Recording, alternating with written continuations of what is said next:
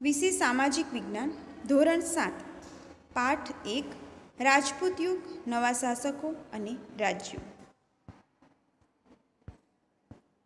ભાગ 1 વિડીયોમાં આપણે જોયું કે હર્ષવર્ધનના સમયગાળો અને ઉત્તર ભારતના રાજ્યો। ભાગ 2 વિડીયોમાં આપણે ઉત્તર ભારતના રાજ્યો અને તેના રાજવંશો વિશેની માહિતી મેળવી। ભાગ 3માં આપણે જોયું કે દક્ષિણ ભારતના રાજ્યો અને તેના રાજવંશો વિશેની માહિતી મેળવી। ભાગ 3 બાદ હવે આપણે ભાગ 4માં રાજપૂત યુગના શાસન વ્યવસ્થા, વેપાર વાણિજ્ય, ભારત પર વિદેશી આક્રમણો વિશેની માહિતી મેળવીશું।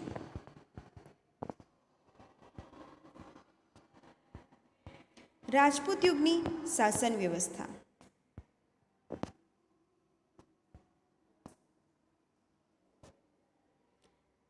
રાજપૂત યુગમાં વિવિધ રાજવંશોનું શાસન હતું।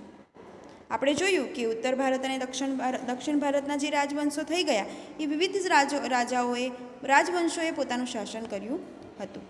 તે સમયગાળા દરમિયાન રાજવંશોમાં પરિવર્તનો આવતા હતા, એટલે કે રાજવંશો છે તેમાં પરિવર્તનો જોઈએ આપણે કે ચાલુક્ય વંશ પછી રાષ્ટ્રકૂટ વંશ આવે છે, એટલે કે રાજવંશોમાં પરિવર્તનો આવ્યા છે, પરંતુ રાજનૈતિક પરિસ્થિતિઓમાં કોઈ ફેરફાર જોવા મળતા નથી। રાજપૂત યુગમાં રાજાનું પદ વંશ પરંપરાગત હતું। રાજાના મૃત્યુ બાદ રાજાનો પુત્ર જ તે રાજગાદી પર બેસે, પરંતુ રાજાનો જ્યેષ્ઠ પુત્ર જ રાજ અધિકારી બને તેવું હતું નહીં, એટલે કે રાજાનો મોટો પુત્ર, અહીં જ્યેષ્ઠ એટલે કે મોટો પુત્ર, એવું ન હતું કે જ્યેષ્ઠ પુત્ર જ બને। રાજા તેના પુત્રોમાંથી જે પુત્રની પસંદગી કરે તે પુત્ર ઉત્તરાધિકારી તરીકે રાજગાદી પર રાજાના બાદ રાજા બને, એટલે કે તે પુત્રને યુવરાજ કહેવામાં આવે। યુવરાજ એ રાજા પછી રાજગાદી પર બેસી રાજાની જે શાસન વ્યવસ્થા છે તે ચલાવવામાં આવે, એટલે કે યુવરાજની પસંદગી કરવામાં આવતી હતી।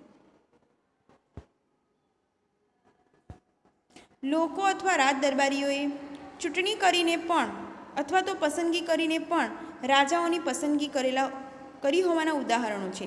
તે સમયગાળા દરમિયાનની જે શાસન વ્યવસ્થા છે એમ કહીએ છીએ આપણને કે વંશ પરંપરાગત છે, તો એમ પણ અહીં કહેવામાં આવ્યું છે કે તે સમયમાં જે રાજ દરબારીઓ, સભાસદો અને જે લોકો છે તેઓએ પોતાની પસંદગી દ્વારા, ચૂંટણી દ્વારા પણ રાજાઓની પસંદગી કરેલા ઉદાહરણો છે। અહીં આપણને એક ઉદાહરણ આપ્યું છે કે કાશ્મીરના યશકર બ્રાહ્મણોની સભાએ પસંદગી કરી હતી। અહીં મંત્રીઓને 2 પ્રકારમાં વહેંચવામાં આવ્યા છે, પહેલું અમાત્ય અને બીજું સચિવો। અમાત્યનું કાર્ય એ હતું કે કાર્યની મંત્રણા કરવું અને રાજનીતિ જે છે તે કરવાનું હતું, એટલે કે દરેક જે બાબતો છે, રાજ્યને લગતી બાબતો, રાજનીતિને લગતી તમામ બાબતોનું જે કાર્યભાર સંભાળવાનું છે, જે સલાહ સૂચન, જે કાર્ય, માહિતી એકત્રિત કરવાનું કાર્ય, આ બધું અમાત્યને સોંપવામાં આવ્યું હતું।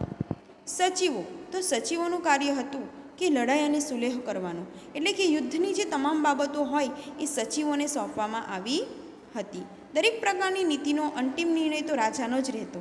અહીં ભલે મંત્રીઓના 2 પ્રકાર વહેંચવામાં આવ્યા છે કે અમાત્ય અને સચિવો, પરંતુ જે રાજા જે અંતિમ નિર્ણય લે તે જ યોગ્ય ગણવામાં આવતો હતો।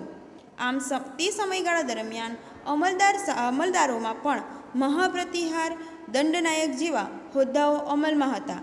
નગરની સભાનો વડો નગરપતિ કહેવાતો હતો। નગરની સભાનો જે વડો છે તેને નગરપતિ કહેવાતું હતું।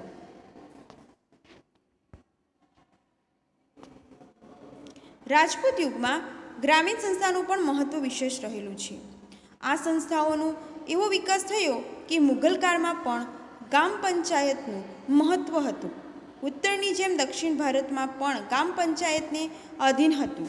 તેનો વડો મુખી એટલે કે સરપંચને ગણવામાં આવતું હતું, એટલે કે ગામડાની જે બાબતો છે એ બાબતોને વિભાગમાં સોંપવામાં આવે તો એમ કહેવાય કે તેના ગામ પંચાયત તરીકે હોય, તો એ ગામ પંચાયતમાં કોણ હોય મુખ્ય, તો કે ભાઈ મુખી, એટલે કે એનું નામ શું હતું? સરપંચ। સરપંચ જે હોય એ તે ગામ પંચાયતની જે બાબતો છે એ બાબતોનું ધ્યાન આપે, અને એમ કહેવાય કે ભલે એ બાબતોનું ધ્યાન આપે, પરંતુ જે ગામ સભા છે તેનું તો ન્યાય આપતું, પરંતુ જે રાજ્યનું શાસન ચલાવવાનું છે એમાં ન્યાયતંત્રનું કામ તો સર્વોચ્ચ વડા તરીકે એક રાજાનું જ હતું.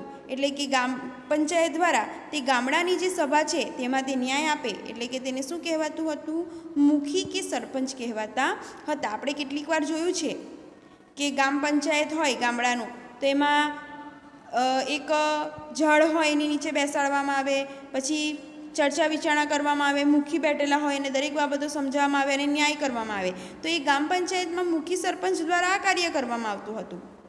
પરંતુ રાજનૈતિક જે બાબતો છે, જે રાજ્યનું જે શાસન છે એનો સર્વોચ્ચ વડો તો કોણ હતો? રાજા જ હતો. અને તેનો નિર્ણય તો કોણ લેતું હતું? રાજા દ્વારા જ લેવામાં આવતું હતું. હવે આપણે જોઈશું કે તે સમયગાળા દરમિયાનનું વેપાર વાણિજ્ય કેવું હતું. જે શાસન વ્યવસ્થા છે એમાં સૌથી મહત્ત્વની બાબત આર્થિક બાબત કહેવાય. એટલે કે વેપાર બાબત જે છે, વેપાર વાણિજ્યની જે બાબતો છે એ વિશેની ચર્ચા જોઈએ. વેપાર વાણિજ્યની વ્યવસ્થા ઉપર દેખરેખ રાખવા માટે એક અલગ વિભાગ હતો. એ માટે પણ એક અલગ વિભાગ રાખવામાં આવેલો. વિદેશ ખાતાના વેપાર ઉપરની જકાત વસૂલ કરવાની, વસ્તુઓનું મૂલ્ય ઠરાવવાની અને રાજ્યમાં ઉપયોગી થતી વસ્તુઓ મંગાવવાની વગેરે વ્યવસ્થા કરતો મુખ્ય કર જમીનનો ઉપરનો છઠ્ઠો ભાગ હતો. રાજપૂત યુગમાં જમીન પરનો કર ભાગ સ્વરૂપે લેવામાં આવતો હતો. એટલે કે એને ઓળખવામાં આવે ભાગ સ્વરૂપે. આજે પણ આપણે જમીન ઉપર કર લેવાય છે. બંદરો અને નાકાઓ ઉપર તથા સિંચાઈ ઉપર કર ઉઘરાવવામાં આવતા હતા. દરિયા પારના વેપાર માટે ગુજરાતના સ્તંભતીર્થ એટલે કે ખંભાત અને ભૂગુકચ્છ એટલે કે ભરૂચ જાણીતા બંદરો હતા. એમ કહેવાય છે કે જે વેપાર કરવામાં આવતો હતો તે દરિયા કિનારેથી વધારે પડતા પ્રમાણમાં કરવામાં આવતો હતો. બરાબર છે? તો તે બંદરો કહેવાતા. તો ત્યાંથી જે વેપાર થતો હતો તેમાં મુખ્ય એમ કહેવાય છે ગુજરાતમાં કે સ્તંભતીર્થ. હાલમાં આપણે એને ખંભાતના નામે ઓળખીએ છીએ, પરંતુ તે સમયે એને સ્તંભતીર્થ કહેવાતું હતું. અને જેને આપણે હાલ અત્યારે ભરૂચના નામે ઓળખીએ છીએ એને પહેલાં ભૂગુકચ્છ તરીકે ઓળખવામાં આવતું હતું. તો આ બે બંદરો એવા છે કે ખૂબ જાણીતા હતા વેપાર માટે, અને ત્યાંથી તેઓનો વેપાર થતો હતો. એટલે કે વેપાર વાણિજ્યમાં રાજપૂત યુગની શાસન વ્યવસ્થામાં આપણે જોયું તો તે માટે અમાત્ય અને સચિવો, વેપાર વાણિજ્યમાં પણ અલગ વિભાગ સોંપવામાં આવેલો હતો. જેમાં જે કાર્ય છે, જે ખાતું ચલાવવામાં આવે છે, તેને જે કર ઉઘરાવવાનું કાર્ય છે તે અલગથી વિભાગને સોંપી દેવામાં આવ્યું. જે કર ઉઘરાવવો, જમીનનો ઉપજનો છઠ્ઠો ભાગ જે કર સ્વરૂપે લેવામાં આવે છે, નાણાં સ્વરૂપે લેવામાં આવે છે, પૈસા સ્વરૂપે લેવામાં આવે છે. હાલ આપણે પણ અત્યારે કર ભરીએ છીએ, નાણાં ભરીએ છીએ. બરાબર છે? તો એ ઉઘરાવવાનું કામ અલગ વિભાગ સોંપવામાં આવે છે. બંદરો અને નાકાઓ ઉપર કે સિંચાઈ ઉપર પણ કર લેવામાં આવે. ટોલ પ્લાઝા પર આપણે જે ટોલ આપીએ છીએ, બરાબર છે, તો પણ એ શું કહેવાય? એ કર સ્વરૂપે ગણવામાં આવે છે. તો તે સમયે પણ કર લેવામાં આવતો હતો. અને જે વસ્તુઓની જરૂર છે, રાજ્યમાં જે વસ્તુઓની જરૂર પડે છે એ વસ્તુ મંગાવી અને જે વસ્તુનું ઉત્પાદન રાજા કરે છે તેના જે લોકો છે, જે રાજાઓના જે પ્રજા છે, જે વસ્તુનું ખેતરમાં ઉત્પાદન કરે છે એ વસ્તુઓ ઉત્પાદન કરી બીજે વેપાર માટે મોકલવું, અને તે માટેનું પણ વેપાર વાણિજ્યનો અલગ વિભાગ સોંપવામાં આવેલો હતો.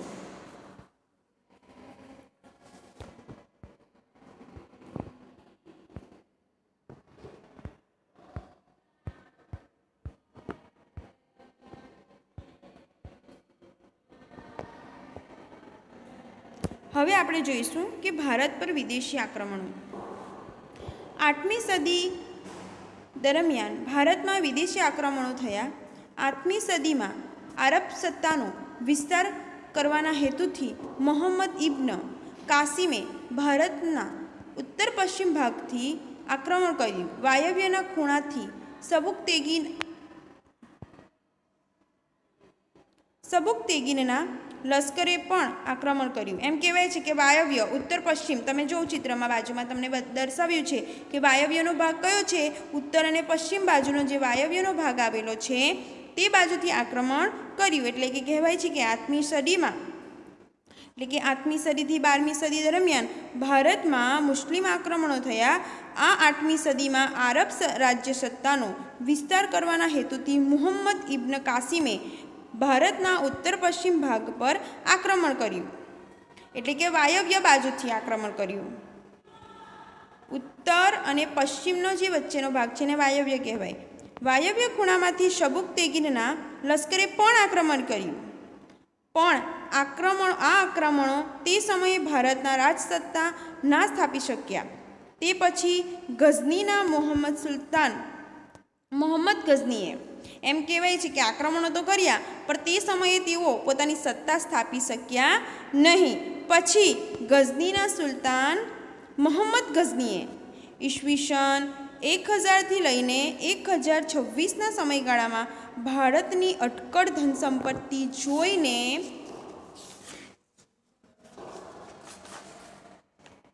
ચઢાઈઓ કરી, એટલે કે યુદ્ધ કરવા માટે ચઢાઈઓ કરી. મોહમ્મદ ગઝનીની ચઢાઈનું મુખ્ય કારણ હતું ભારતની અટકળ સંપત્તિ લૂંટવી. એટલે કે જે પહેલાં આક્રમણ થયું, આપણે જોયું કે મોહમ્મદ ઇબ્ન કાસિમે તો આક્રમણ કર્યું ઉત્તર પશ્ચિમથી, એટલે કે વાયવ્યના ખૂણાથી. તે સમયે આક્રમણ થયું ત્યારે તેઓ નિષ્ફળ ગયા, એટલે કે તેઓ પોતાની સત્તા તો ન સ્થાપી શક્યા. પરંતુ ત્યારબાદ આવે છે સુલતાન મોહમ્મદ ગઝની ઈસવીસન 1000થી લઈને ઈસવીસન 1026ના સમયગાળામાં ભારતમાં તેની જે અટકળ ધન સંપત્તિ છે તે જોઈને એને લાલચ જાગી અને તેણે વિચાર્યું કે આ ધન સંપત્તિ છે એ મેળવવા માટે તેણે ચઢાઈઓ શરૂ કરી. એક ચઢાઈ પછી બીજી ચઢાઈ કરતો, એટલે કે યુદ્ધ કરતો, હારી જાય ફરીથી યુદ્ધ કરવા આવે, એટલે કે એક ચઢાઈ કરે ત્યારબાદ ફરીથી બીજી ચઢાઈ કરતો અને અનેક વખત વધુને વધુ તાકાતવર થઈ ભારત પર ચડી આવતો. એક વખત નિષ્ફળ જાય એટલે ફરીથી ચઢાઈ કરે અને એવી રીતે અનેક વખત તેણે ચઢાઈઓ કરી. આ સમયે ભારતના શાસકો એક થઈ શક્તિશાળી સેના ન બનાવી શક્યા. તે સમયે એ લોકોને એકત્રિત થવું જરૂરી હતું. જો તેઓ એકત્રિત થતે તો એ મોહમ્મદ ગઝનીને હરાવી જતે, પરંતુ આ સમય એવો બન્યો કે તેઓ એકત્રિત થયા નહીં અને એક શક્તિશાળી સેના ન બનાવી શક્યા. અને બન્યું એમ કે પરિણામે ઈસવીસન 1025માં તેણે સોમનાથ પર ચઢાઈ કરી અને અટકળ જે વિપુલ પ્રમાણમાં છે, વિપુલ માત્રામાં અટકળ જે સંપત્તિ છે લૂંટી ગયા.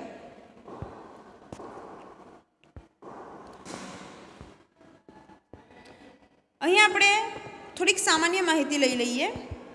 તો જોઈએ તો મોહમ્મદ ઇબ્ન કાસિમ, આ માહિતી આપણને બુકમાં નથી આપી, પરંતુ આપણે થોડીક સામાન્ય માહિતી લઈ લઈએ. તો મોહમ્મદ ઇબ્ન કાસિમ જે છે એનો સમયગાળો ઈસવીસન 712 બતાવેલો છે અને તે સિંઘ પ્રદેશનો રાજા તાહિર, તેનું બંદર હતું દેવલ, એટલે કે તે વ્યાપારનું મથક હતું દેવલ. એનું મુખ્ય હેતુ એ હતો કે લૂંટી જવું ધન અને ધન લૂંટી જવું, જે બધી બાબતો છે એને મુખ્ય હેતુ એ જ હતો કે એથી કંઈ પણ વસ્તુ મળે આપણે લૂંટી જવું, અને એ ધન હોય કે પછી સત્તા હોય જે મળે તે, પણ એ આ બધી બાબતોમાં નિષ્ફળ નીવડ્યો. ત્યારબાદ આવે છે મોહમ્મદ ગઝની. તો મોહમ્મદ ગઝની 1000થી 1026 મધ્ય એશિયા 16મું આક્રમણ એને હમીરસિંહ સાથેની લડત પર કરેલું અને તેનો મુખ્ય હેતુ હતો કે આર્થિક સમૃદ્ધિ મેળવવી, એટલે કે આર્થિક રીતે, એટલે કે પૈસાની જે ધન છે તેની લાલસા એને હતી.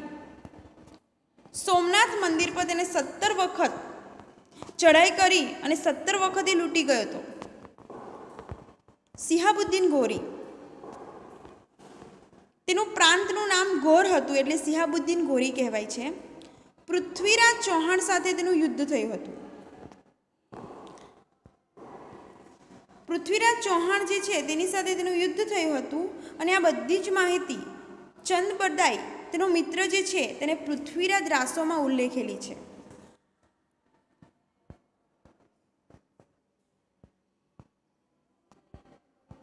મોહમ્મદ ગઝનીની ચઢાઈ બાદ આશરે 150 વર્ષ બાદ પુનઃ ભારત ઉપર તે જ દિશામાંથી આક્રમણ થયું. અગાઉના આક્રમણથી ભારતીય શાસકો ભૂલી ગયા હતા, એટલે કે જે આક્રમણ થયું એ વિશેની બાબતો એ લોકો ભૂલી ગયા.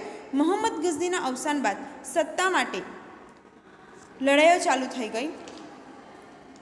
આ સમયે સત્તા સ્થિર ન થઈ હતી ત્યારે આપણા શાસકોમાં નબળાઈનો લાભ લઈ શક્યા નહીં. એટલે કે ગઝનીનું અવસાન થયું, મોહમ્મદ ગઝનીનું, એટલે કે તેની સત્તા નબળી પડી અને અંદરો અંદર લડાઈ થવા લાગી. તો આપણા શાસકોએ આ વસ્તુનો લાભ લેવાનો હતો, પરંતુ તેઓએ લાભ લીધો નહીં અને આ પરિસ્થિતિનો લાભ ન લીધો અને તેની જે નબળાઈ છે તે પકડી ન શક્યા અને પરિણામે બન્યું એમ કે 12મી સદીના અંતમાં શિહાબુદ્દીન ઘોરીએ આક્રમણ કર્યું. શરૂઆતમાં તેને કેટલીક હાર સહન કરવી પડી.